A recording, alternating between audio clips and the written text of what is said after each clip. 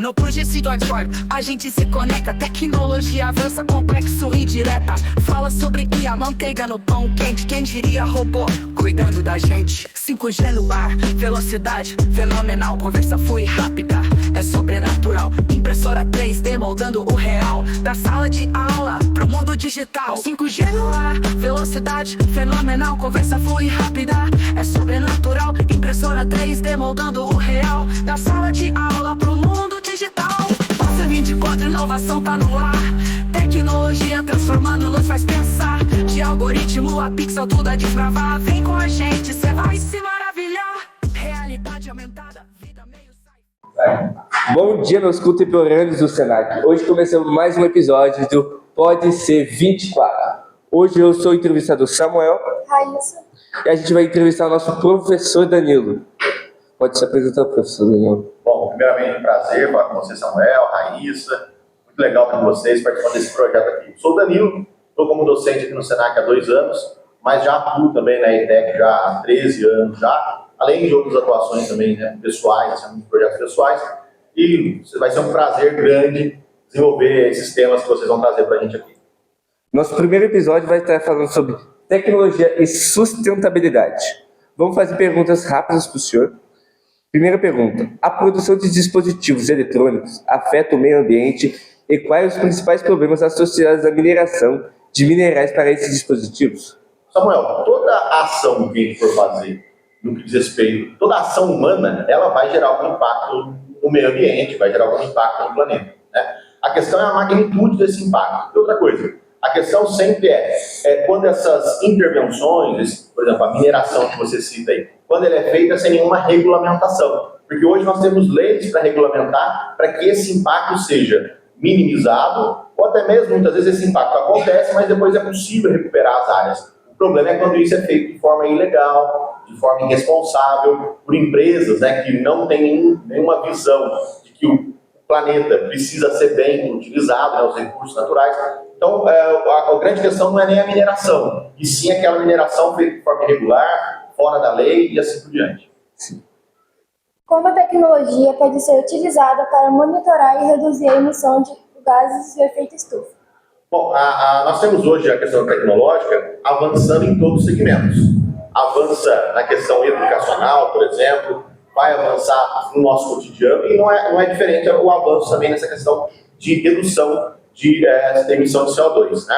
O que nós temos aí hoje são equipamentos que conseguem mostrar que há uma emissão excessiva de CO2 e você consegue reduzir isso, fazer uma manutenção preventiva, preditiva para poder reduzir essa emissão. Você tem hoje equipamentos que conseguem neutralizar o gás carbônico na emissão, por exemplo, para usar um exemplo bastante simples, uma fumaça que saía lá de uma empresa, você tem equipamentos hoje que conseguem tirar isso, ou reduzir, né, muito esse CO2 que sair ali e dar uma outra destinação para ele. Então você tem hoje tecnologias. Agora, são tecnologias que ainda são caras, que não é qualquer empresa que consegue fazer essa utilização. Então acho que o que nós estamos caminhando, a nossa geração está vendo aí, o quanto que nós vamos conseguir, né, se tudo for levado num bom caminho, nós vamos conseguir chegar no momento que a gente consegue explorar os recursos naturais, mas de uma forma menos agressiva ao meio ambiente. Agora, lembra daquela história que eu falei? Sempre nós temos a dificuldade de encontrar seres humanos que não estão nem aí com o próximo, que querem usar o recurso até a última gota, né? E na sustentabilidade, o que a gente fala é justamente o contrário. Eu tenho que utilizar um recurso, mas tenho que permitir que esse recurso seja utilizado pelas próximas gerações. Isso é ser sustentável, de uma forma bem simples, né? Sim. Então, quais são os impactos ambientais do descarte inadequado de equipamentos eletrônicos e como a reciclagem pode mitigar esses impactos? O que nós temos que qualquer pessoa que esteja assistindo a gente nesse momento pode lembrar é a questão, por exemplo, das pilhas, né? O quanto que descartar, muitas vezes, uma simples pilhazinha, pequenininha ali, descartar ela de forma errada, ela vai gerar impactos ambientais. E quais são esses impactos? Poluição do solo, inviabilizando o solo, aquele solo que está depositado, aquele equipamento ali, de forma equivocada, né? Contaminado através da contaminação. Inviabilizando aquele solo por muitos anos, a questão da contaminação pela água, da água, né? Então de rios, lagoas, lagos, etc. Então nós temos assim, hoje, uma vez que você descarta as baterias em geral no local que não é apropriado, você tem uma série de problemas na questão de repercussão disso no solo. Uma poluição, a não possibilidade de vocês continuar explorando aquele solo de uma forma sustentável. Então, de novo, se a gente consegue seguir os padrões que já existem, seguindo leis, seguindo padrões internacionais de recuperação de resíduos, a gente conseguiria ter até mesmo, Raíssa e Samuel, uma redução de custos. A gente poderia utilizar esses recursos de forma, não talvez infinita, alguns até sim, né? Mas de uma forma muito constante, reutilizar recursos, do que ficar retirando recursos do solo novamente. Isso poderia gerar até mesmo uma economia para as empresas, uma redução de custos. Sim. Qual é o papel da inteligência artificial na otimização de processos industriais para reduzir o desperdício e melhorar a eficiência energética? Hoje nós temos a inteligência artificial em tudo, né? Nós estamos aqui num processo de educação, né? A gente sabe que na educação está inserida a inteligência artificial e não é diferente lá na indústria, né? Então hoje você tem a inteligência artificial sendo utilizada, por exemplo, para poder prevenir acidentes, para poder melhorar a manutenção de máquinas. Acabei de dar exemplo agora, uma pergunta atrás, ou duas atrás aí, sobre a questão da tecnologia que permite você retirar o CO2, gás carbônico, da fumaça que sai da empresa, dos gases que saem da empresa. Então é possível hoje, através da inteligência artificial, você identificar onde você precisa atuar de forma melhor, né? Então, por exemplo, para poder maximizar um processo industrial, para poder ver, por exemplo, um funcionário que esteja com algum problema de utilizar um equipamento, né? Alguns dias atrás nós tivemos um evento aqui no Senac, o Log Day, e uma das coisas que foi apontada é a utilização de câmeras com inteligência artificial para poder ver se o funcionário não está usando, por exemplo, EPIs. Então, não é exatamente esse o foco aí de vocês, mas é um exemplo de como que a gente utiliza a inteligência artificial para melhorar os processos que existem. E a indústria está muito preocupada com isso e vem investindo nisso cada vez mais. Porque a inteligência artificial acabou virando uma ferramenta muito utilizada de todo mundo, né? Mais uma pergunta. Quais são os benefícios e os riscos associados ao uso da tecnologia de captura e armazenamento de carbono, CAC, na luta contra as mudanças climáticas? Bom, nesse contexto dessa tecnologia que a gente vem tratando, eu falei para vocês, essa redução de gás carbônico, o problema que nós temos ali é o que fazer com esse resíduo após capturado, o que fazer com ele. É o mesmo problema que nós temos com a energia nuclear, por exemplo.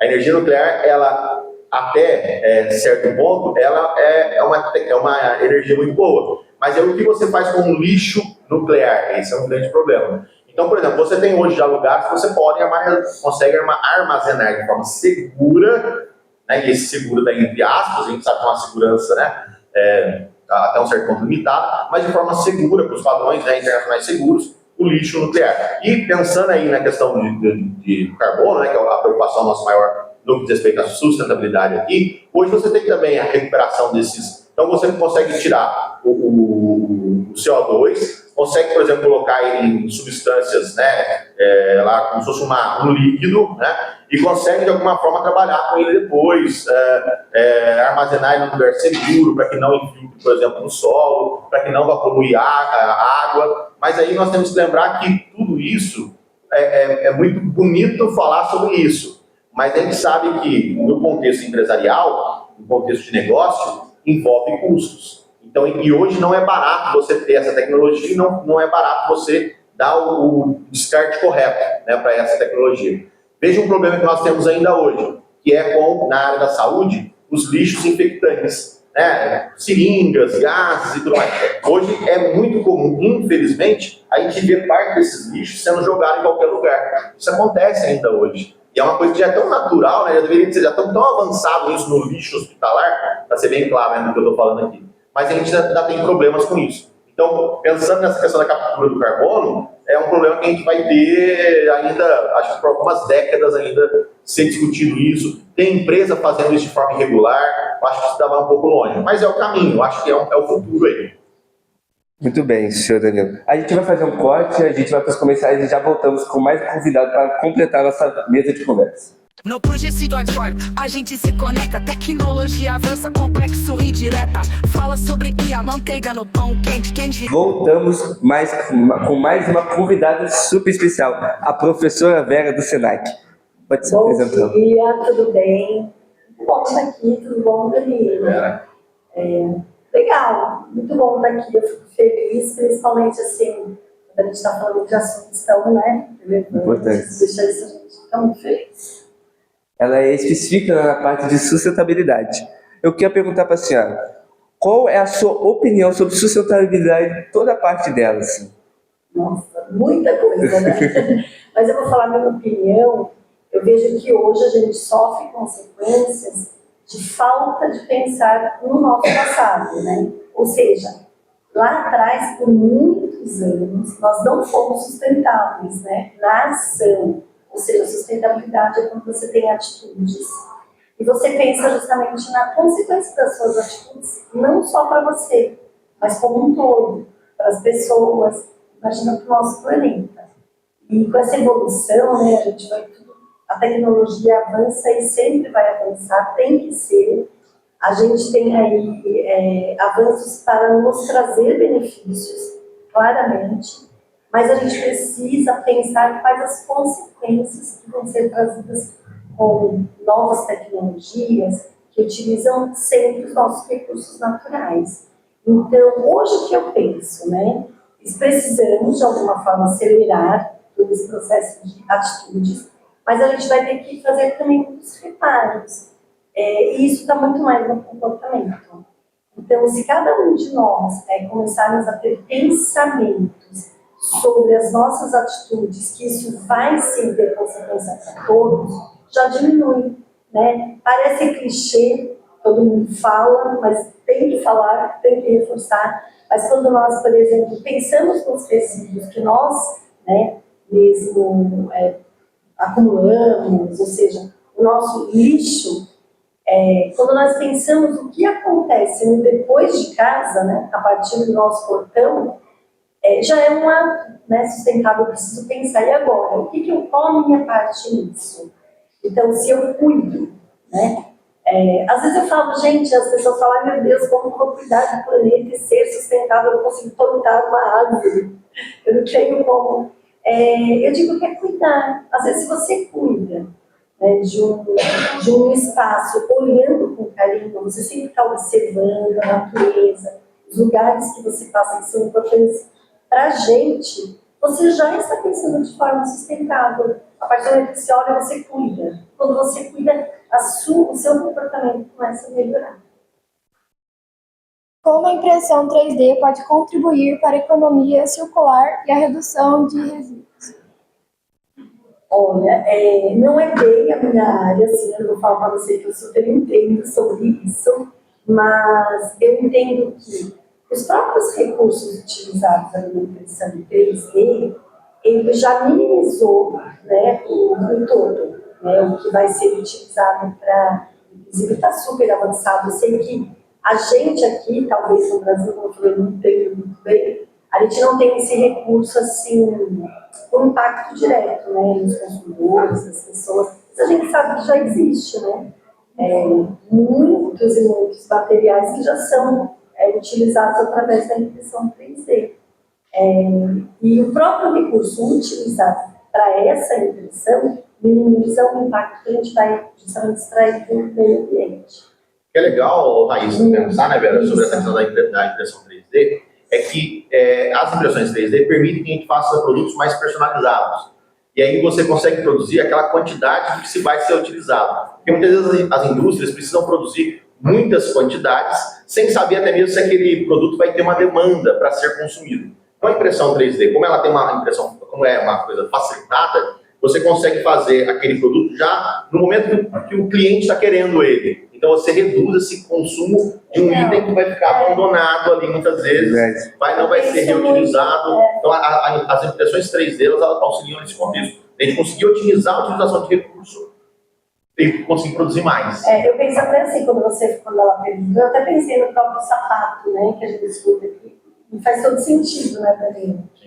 Uma fábrica, né, de sapatos, ela vai ter que fazer muitos pares, e as lojas muitas vezes se perdem, né? E isso é o quê? Desperdícios de recursos, né? E aí vai impactar lá na sustentabilidade, que é a nossa preocupação no dia de hoje. A gente vai passar mais uma pergunta, a última pergunta.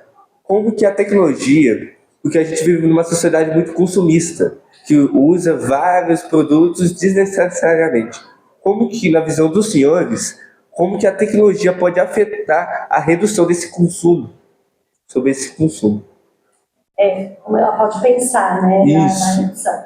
Eu só queria reforçar, né, que a ideia mora muito mais no comportamento, né? Então, talvez se as pessoas realmente pensassem sobre o comportamento, isso já reduz bastante. Mas é claro que a tecnologia tem sempre um papel, assim, fundamental, talvez mais eficiente, talvez mais, né, para evitar o consumo excessivo. Eu entendo que é como vocês trouxeram da impressora 3D. É procurar tecnologias que reduzam na hora mesmo da própria produção. Um exemplo, os produtos que a gente compra, muitas vezes até em supermercado, eles são excessivamente embalados. Não sei se vocês já perceberam isso, às vezes a gente tira uma caixa de um produto e a gente começa a tirar muitas embalagens, às vezes isopor, plástico, né?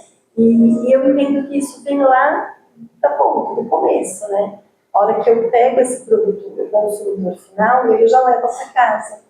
E eu acredito que pensando em equipamentos, talvez, acho que eu não vou falar mais dessa parte, mas em movimentos que a tecnologia possa reduzir em embalagens, em formato de proteção dos produtos, mas também no próprio produto, talvez, né, em relação talvez à durabilidade, não sei se falando da economia do fluxo por baixo, mas talvez da durabilidade, porque a questão é que a gente descarta muito, a gente faz muito isso que você falou, a gente compra excessivamente, sem necessidade, né?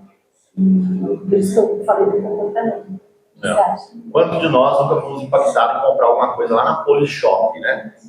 mesmo? O canal apareceu lá, eu acho que eu preciso. Eu nem sabia que eu precisava, mas eu vou comprar isso aqui. Vou comprar lá. Por causa de uma propaganda, né? Então, assim, o que eu vejo nesse contexto que a Vera traz, acho que faz todo sentido. E aí é legal a gente ver o quanto que a tecnologia, por exemplo, ela consegue aproximar pessoas para reuso de produtos. Olha aí para vocês verem o quanto que a OLX tem um trabalho muito legal. O quanto que lá o site, a plataforma Enjoei, tem né? Então, acho que esse é o contexto. A tecnologia, ela consegue, pessoas que estavam muito distantes, ela consegue aproximar. Não só na questão do contato, mas aí você tem tecnologia sendo empregada na logística para você conseguir reduzir o custo para eu mandar o produto aqui de Guaratinguetá, onde nós estamos, para Belo Horizonte. Então, essa tecnologia atuando no meio disso, a gente consegue reduzir o custo e torna mais viável essa negociação minha com a pessoa que está lá em Belo Horizonte, né? Então, acho que é isso, Vera. Acho que essa tecnologia, ela consegue, se ela for bem utilizada, ela consegue aproximar essas pontas que precisavam se conectar e que antes não tinha essa possibilidade. E aí também tem uma questão,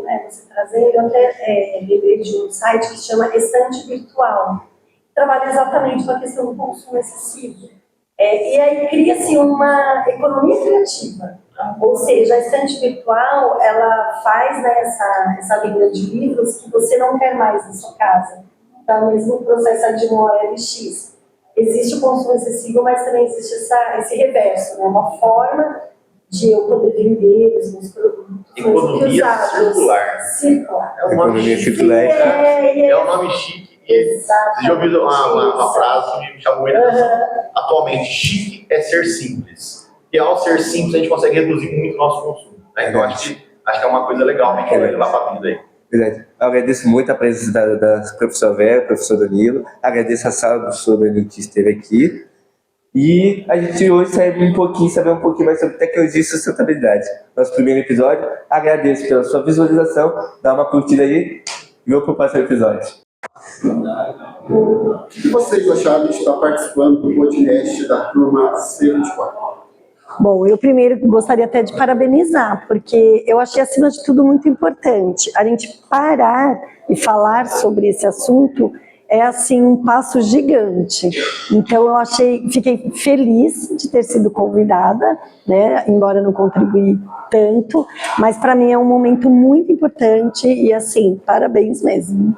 Eu quero registrar o quanto foi gostoso, né, bater esse papo com o Samuel, com a Raíssa, né, nesse momento aí. É um assunto muito importante, a gente sabe da importância dele. E ser convidado para poder falar disso é o que nos motiva. A gente fica mais animado, é um tema legal. precisar da gente poder participar de novo, pode contar com a gente. Parabéns a toda a turma, né? Acho que a gente sabe que um trabalho desenvolvido por toda a turma, então parabéns a todos. E parabéns também, Elton, pelo trabalho desenvolvido aí com a turma. Um recadinho para as pessoas pensarem e refletirem sobre sustentabilidade. Primeiro, antes de comprar, pense. Sabe aquele antes de gastar, ganhe? Agora é muito importante. Comece fazendo o possível e em breve estará fazendo o impossível. Eu acho que na sustentabilidade vale muito isso. A gente começa com pequenas ações e essas pequenas ações vão sendo ampliadas e vão sendo somadas e daqui a pouco nós estamos conseguindo realmente salvar a humanidade. Então o mundo não precisa ser salvo, o mundo se salva sozinho, mas a humanidade precisa ser salva. Muito obrigado, foi um prazer ter vocês aqui.